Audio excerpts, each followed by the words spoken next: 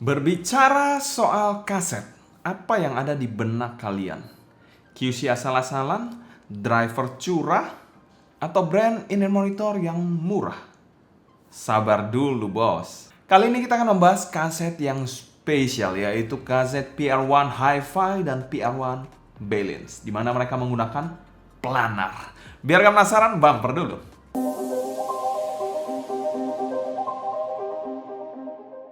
Halo semua, selamat datang di channel Sound Dikti bersama dengan saya Sebastian yang seperti biasa akan sharing info dan racun mengenai dunia personal audio, baik itu audio portable ataupun desktop audio. Kali ini kita bilang kaset membuat sebuah inovasi yang menarik. Mereka tidak mau ketinggalan kereta hype dari planar kemarin, di mana mereka merilis dua inner monitor sekaligus. Inner monitor planar pertama mereka yaitu PR1 Balance dan PR1 Hi-Fi. Hype dari planar inner monitor telah memaksa semua produsen untuk ikut nyempelung di dalam planar game. Driver planar dari kaset PR1 sendiri menggunakan planar driver two-lane sebesar 13,2 mm. Konektornya sendiri sudah detachable dual pin, tapi perlu diperhatikan dia menggunakan dual pin 0,75 mm tipe C dari KZ biasanya dan CCA. Untuk harga sendiri, kedua inner monitor ini dipasarkan di angka yang sama, itu hanya membedakan selera tuningan aja untuk kedua inner monitor ini, dan dipasarkan di angka sekitar 1,1 jutaan. Kalian bisa cek aja di link pembelian di bawah. Kita mau thanks berat juga untuk Knowledge Zenith Store, itu adalah official store dari KZ, jadi kalau kalian mau cari produk-produk kaset yang tentu saja aman dan bergaransi resmi ini ya, jadi kalian bisa cek aja di link pembelian di bawah. Dan kalau kalian merasa kaset itu adalah sebuah brand yang memang QC-nya jelek ataupun kualitasnya kurang baik, saya rasa ini adalah solusinya. Kalian beli langsung di official store-nya, di mana kalian diberikan garansi selama 1 tahun. Syarat dan ketentuan kalian perhatikan sendiri ya. Untuk packagingnya pernah kita bahas di video terpisah, jadi kalian bisa cek aja di video di atas, saya taruh linknya. Dan kami berikan skor C+. Packaging dari kedua kaset ini adalah packaging yang sama seperti lini-lini low end mereka, mengingat harga mereka sudah di atas 1 jutaan. Dan packagingnya masih sama. Selanjutnya kita bahas build quality dari kedua kaset ini. Untuk build quality dari kedua kaset ini bisa dikategorikan cukup identik, cuma finishingnya aja yang berbeda. Terasa oke sih, tidak terkesan kopong, namun tetap saja berbahan plastik untuk bagian dalam housingnya. Namun di sini finishingnya di sini diberikan finishing tambahan, di sini lebih diberikan polos aja, jadi kita bisa melihat driver di dalamnya. Di sini kan nggak bisa. Mirip-mirip sih untuk bahannya juga, semuanya dari faceplate dan juga housingnya mirip-mirip, cuma beda warna aja. Untuk housing bagian dalamnya sendiri kalian bisa lihat di sini terdapat satu fan hole di sini. Jadi di sini ada satu fan hole kecil. Dan kalau kita perhatikan di dekat pinnya juga ada lubang-lubang lagi, fan hole mungkin berbentuk segitiga seperti ini. Sedangkan kalau untuk ukuran nozzle-nya sendiri, dia memiliki nozzle yang bisa dikategorikan sedang dengan diameter mungkin 4,5 mm ke atas. Dan sudah ada filternya juga di bagian nozzle-nya ini. Dan nozzle-nya ini juga berbahan plastik sama seperti housing-nya. Sedangkan untuk bagian faceplate-nya ini kita lihat di sini ada perbedaan sedikit di bagian warnanya antara yang balance dan hi-fi, di mana di sini ada tulisan dari planar lalu kaset akustik, dan di sini ada grill. Jadi grill yang memberikan kesan industrial tapi tetap modern. Jadi faceplate-nya ini bisa saya kategorikan cukup keren sih dan fresh look. Untuk kabelnya sendiri dari kedua inner monitor ini memiliki kabel yang mirip, yaitu kabel KZ pada umumnya. Detachable 0,75 mm tipe C, khas KZ dan CCA. Untuk kabelnya sendiri sudah ada air hook yang preform dan bahan dari kabelnya ini adalah OFC cable. Lalu memiliki warna silver seperti ini untuk bagian kabelnya. Kita bisa lihat di sini. Sebentar, saya fokuskan dulu. Jadi kabelnya ini seperti ini. Dan tidak ada chain slider, cuma splitter aja seperti ini. Dan kabelnya dual line seperti ini. Dengan jack 3,5 mm L-shape standard generic boring.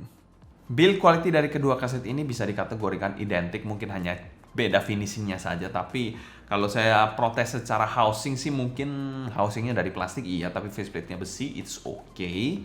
Masih acceptable, desainnya oke banget menurut saya. Desainnya fresh dan industrial look. Tapi sangat disayangkan ini yang saya sangat kecewa, yaitu kabelnya. Di kelas harga 1,1 jutaan kabelnya masih sama seperti yang 100-200 ribuan. Jadi ya tolonglah build quality-nya diperbaiki untuk kabelnya diberikan yang lebih premium seperti kaset ZEX atau apa yang pernah saya review dulu yang menggunakan kabel 8 grade. Dan dengan harga segini untuk build quality-nya kami berikan skor B- aja. Selanjutnya kita bahas fitting dari kaset PR1 ini. Mereka memiliki fitting yang sama ya, sekali lagi. Kaset PR1 ini memiliki housing yang bisa dikategorikan cukup besar. Lebih tebal housingnya dibandingkan kaset-kaset pada umumnya yang menggunakan dynamic driver. Ini menggunakan planar tentu saja. Dengan tipe pemakaian yang over-ear, regular to deep fit seperti ini.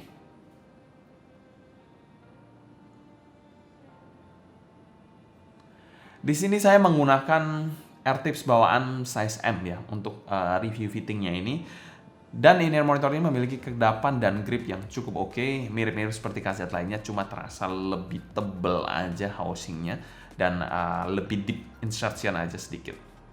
Untuk ergonomisnya pun tidak ada masalah sama sekali, tidak ada sudut-sudut tajam juga, menurut saya oke aja. So far sih nyaman aja dengan housing tebal dari kaset kali ini. Dan secara fitting kami berikan skor B aja untuk fitting dari kaset PR1 ini. Memang lekukan-lekukannya ini mirip seperti in-ear monitor kaset pada umumnya. Namun terasa memang insertionnya sedikit lebih dalam dan juga lebih tebal aja untuk housingnya. Secara umum tonalitas dari kedua in-ear monitor ini bisa dikategorikan pretty balanced, di mana kaset PR1 ini memiliki arah suara yang lebih neutral jika dibandingkan dengan kaset PR1 Balance yang suaranya itu lebih mild V-shape. Dan untuk di driven, kalian pasti sudah tahu lah maksud saya di sini. Kalau menggunakan planar, otomatis ada baiknya kalian menggunakan power yang lebih besar atau source yang lebih proper, misalkan dongle ataupun DAP. Kalau dari HP sebenarnya bisa ngedrive, cuma menurut saya kurang maksimal aja suaranya. Oke, untuk bagian bassnya di sini, bassnya ini sama-sama bass yang khas planar dari kedua in-ear monitor ini. Bassnya ini memiliki impact dan punch yang cukup pas dan bersih. Teksturnya juga khas planar dengan tekstur yang less decay, di mana planar punya bass yang cepat dan lebih rapi dibandingkan dynamic driver. So far sih bassnya ini yang putih terkesan lebih netral dan sedikit kurang gendut menurut saya, sedangkan yang bass di Balance ini lebih nampol dan tebal. Untuk bass head jelas saya rekomenin yang Balance ini, kalau untuk rock-rockan jelas yang hi-fi ini lebih better. Untuk bagian mid-nya sama-sama netral dan cukup bersih. Male vokalnya ini terkesan netral dan kurang tebal sedikit untuk kedua in-ear monitor ini, dan memang bisa dikatakan tidak terlalu neutral untuk bagian male vokalnya untuk kedua in-ear monitor ini. Mirip-mirip keduanya secara male vokalnya, namun artikulasinya sedikit lebih baik di hi-fi dibandingkan Balance, di mana Balance ini sedikit lebih mundur dikit dan lebih blurry image sedikit di bagian male vokalnya di Balance ini. Sedangkan untuk female vokalnya sendiri tegas dan bersih untuk kedua in-ear monitor, dieksekusi dengan sangat baik dan cukup netral, dan terutama lebih forward dibandingkan male vokalnya untuk female vokalnya. Dan attack khas dari planar masih disajikan dengan presisi dan tajam di bagian female vokalnya ini. Dan kedua in-ear monitor ini pun cukup aman dari shouty. Tapi menurut saya sedikit lebih agresif untuk female vokalnya di Balance ini dibandingkan hi-fi yang sedikit lebih smoother dan lebih sopan. Selain itu presentasi dari instrumennya keduanya tidak ada masalah dan terkesan cukup lively. Mungkin secara timbre aja yang mesti kalian sesuaikan karena ini adalah in-ear monitor planar dan berbeda dari in-ear monitor dynamic driver. Untuk bagian treble-nya kedua in-ear monitor ini bisa dikategorikan in-ear monitor yang cukup bright. Tekstur stringnya ini dapat di kedua in-ear monitor ini dengan ekstensi yang cukup oke. Terkesan cukup agresif menurut saya. Untuk bagian treble-nya lebih agresif di Balance ini dibandingkan hi-fi. Lalu detailnya pun oke untuk kedua in-ear monitor ini, tapi menurut saya treble-nya bukan yang super bersih banget. Si balance-nya pun ada di kedua in-ear monitor ini dan nyerempet-nyerempet dikit di lagu Code Cool Patricia Barber. Jadi SS-nya itu ada kesan pedes-pedesnya dikit dan nyerangnya dikit. Dan secara keseluruhan tonalitas dari PR1 ini sedikit berbeda untuk kedua in-ear monitor ini, dan kami berikan skor B+ untuk yang Hi-Fi Edition dan B aja untuk yang Balance Edition karena memang lebih brighter dan terkesan lebih agresif suaranya. Selanjutnya kita bahas teknikalitas dari kaset PR1 ini. Kaset PR1 ini memiliki presentasi yang bisa dikategorikan cepat dan juga clean. Untuk bagian timbernya sendiri overall oke menurut saya untuk timber khas planar ya. Jadi jangan berharap timber khas DD. Timber khas planar untuk kedua kaset ini cukup oke. Cuma di hi-fi yang warna putih ini menurut saya lebih neutral jika dibandingkan dengan yang balance yang terasa lebih unneutral menurut saya, terutama di bagian mid high-nya lebih unneutral jika dibandingkan dengan hi-fi ini. Untuk soundstage-nya sendiri, kedua in-ear monitor ini memiliki soundstage yang cukup lebar, tapi kesan depth dan tingginya agak sedikit kurang. Jadi simply kalau saya bilang ini 2D aja atau flat earth believer. Untuk detail, menurut saya oke banget di in-ear monitor satu ini. Detailnya dapat disajikan dengan sangat baik, mikro-mikro detailnya juga dapat keluar, dengan clarity pun yang cukup oke. Separasi imaging dan positioning, separasinya ini menurut saya cukup super di kedua in-ear monitor ini. Imagingnya agak kurang dan kita bilang positioningnya cukup pinpoint dan clear. Buat kalian yang belum tahu, separasi itu adalah pembagian dari instrumen dan vokal ataupun instrumen dan instrumen. Imaging itu adalah gambaran atau penempatan vokal secara layering, dan positioning itu adalah penempatan dari instrumen yang tepat di mana mereka seharusnya berada. Dan secara umum kami berikan skor B untuk teknikalitas kedua in-ear monitor ini, tapi menurut saya sedikit lebih baik skornya di PR1 ini yang hi-fi dibandingkan PR1 yang balance, karena timbernya a little bit better di hi-fi.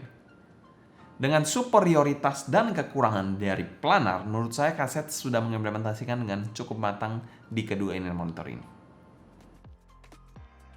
Selanjutnya kita bahas pro dan cons dari kedua in-ear monitor ini. Cons-nya yang pertama, terutama untuk yang balance yang berwarna hitam ini atau coklat ini, dia memiliki suara yang menurut saya terkesan unneutral dan terlalu agresif untuk selera saya, dibandingkan hi-fi yang lebih balance dan lebih smoother.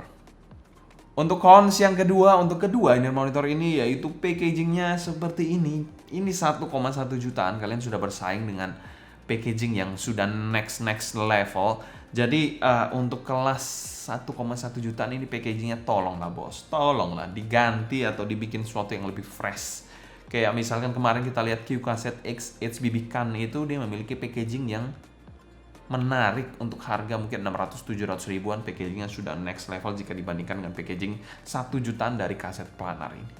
Untuk pro-nya sendiri, kedua in-ear monitor ini memiliki arah suara memang yang berbeda, dan keduanya ini bisa dikategorikan memiliki tonalitas dan teknikalitas yang mumpuni. Untuk value for money dari kedua in-ear monitor ini sedikit berbeda, di mana yang hi-fi ini saya berikan skor B+ dan masuk pada kategori good value, sedangkan yang untuk yang balance ini saya masukkan pada kategori fair value dan kami berikan skor B aja untuk yang balance. Kesimpulan, planar driver telah membawa permainan baru di dalam dunia in-ear monitor. Kaset dan CCA tentu saja tidak mau ketinggalan dari hal tersebut. Kaset mengimplementasikan planar driver pada kedua in-ear monitor ini. Sebenarnya ada satu lagi ya, yaitu kaset PR1 Pro yang belum kita dapat dan belum kita review tentu saja. Mungkin di lain kesempatan kita akan review itu. Tapi yang dua in-ear monitor yang pertama yaitu balance dan hi-fi ini menurut saya implementasinya cukup oke dari kaset. Dan tentu saja absolutely saya lebih rekomenin kalau kalian cari kaset planar yang hi-fi ini a little bit better than balance. Itu sekali lagi menurut selera dan telinga saya. Demikian cerita saya soal kaset planar PR1. Kalau kalian suka dengan cerita saya, jangan lupa subscribe, klik tombol like, follow Instagram, TikTok, and Discord kita @sounddignity agar kalian tidak ketinggalan update-update terbaru mengenai dunia portable dan desktop audio. Kalau kalian ada pertanyaan seputar kedua in-ear monitor ini, feel free juga untuk tulis pertanyaan kalian di kolom komentar di bawah ya. Mungkin sekian dulu untuk video kali ini. Saya Sebastian dari Sounding Tempat Undur Diri. Sampai jumpa di video berikutnya. Happy listening, stay healthy, and ciao.